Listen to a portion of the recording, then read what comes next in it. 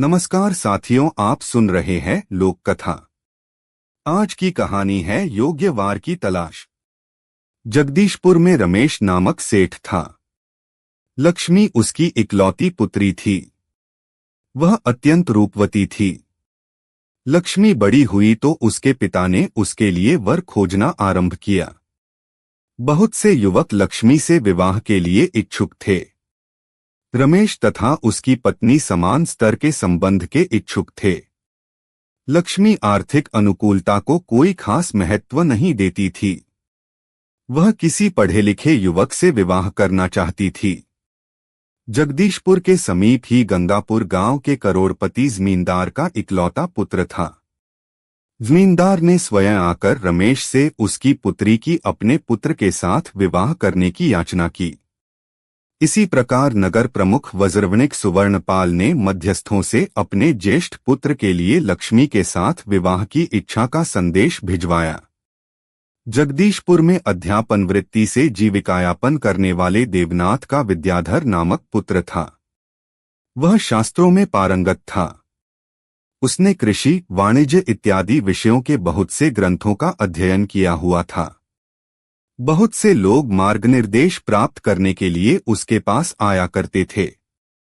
लक्ष्मी ने विद्याधर से विवाह करने की इच्छा प्रकट की तथा अपने माता पिता को अपना निर्णय बता दिया।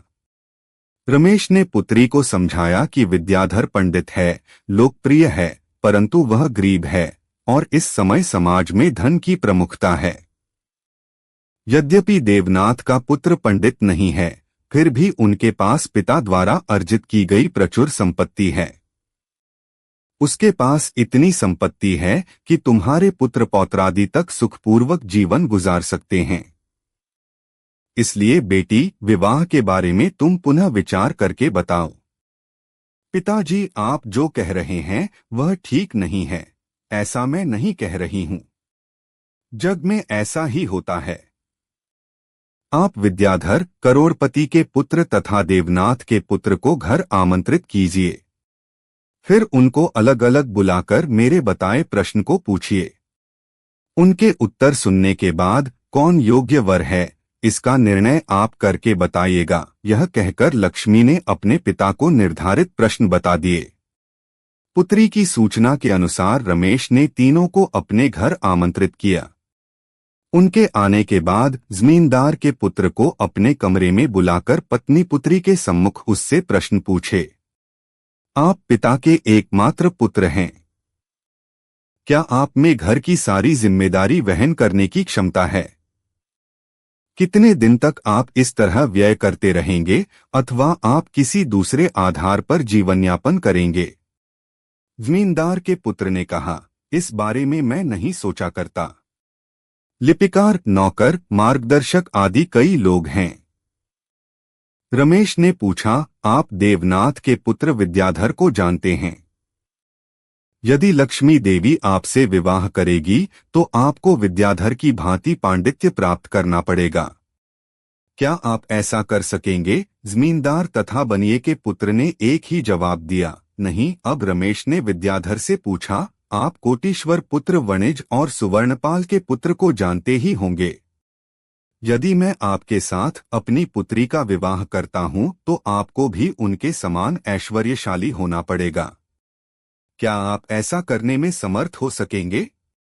विद्याधर ने हंसते हुए कहा, अपनी शक्ति से क्या, आपके ऐश्वर्य का स्वामी तो मैं आपकी पुत्री से विवाह करके हो ही जाऊंगा। रमेश ने आश्चर्य से कहा, कैसे?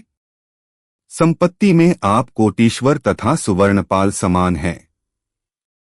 लक्ष्मी देवी आपकी एकमात्र पुत्री है। यदि मैं उससे विवाह करता हूं तो सहज ही आपकी संपत्ति का उत्तराधिकारी हो जाऊंगा। इसीलिए मैंने कहा कि आपके जितने वैभव का स्वामी तो हो ही जाऊंगा। इस उत्तर से रमेश मन ही मन मंद मंद मुस्कुराने लगा। विद्याधर के जाने के बाद लक्ष्मी ने पिता से कहा, आपसे विद्याधर ने जो कहा आपने जान ही लिया है। मुझसे विवाह के बाद वैभव में वह कोटीश्वर तथा सुवर्णपाल के पुत्रों के समान हो जाएगा। उन दोनों के पास विद्याधन नहीं है, वह केवल इसी के पास है। वे बहुत मेहनत और प्रयास करके भी विद्याधर के समान पांडित्य प्राप्त नहीं कर सकते। विद्याधर बिना किसी की सहायता के इतना वैभव प्राप्त कर लेगा। पंडित तो है ही। अब आप ही बताइए कि कौन योग्य वर है। बेटी, तुम्हारा सोचना ठीक है। विद्याधर ही उपयुक्त वर है। माता पिता दोनों के यही विचार थे। शीघ्र ही शुभ मुहूर्त में देवनाथ के पुत्र विद्याधर के साथ धूमधाम से लक्ष्मी का विवाह हुआ। साभार बिहार की लोक कथाएं। संपादक रणविजय राव। बिहार कहानियां और लोक कथाएं। आपने कहानी सुनी, इसके लिए आपका बहुत बहुत धन्यवाद और आपने सब्सक्राइब किया, इसके लिए मैं बहुत बहुत आभारी हूं।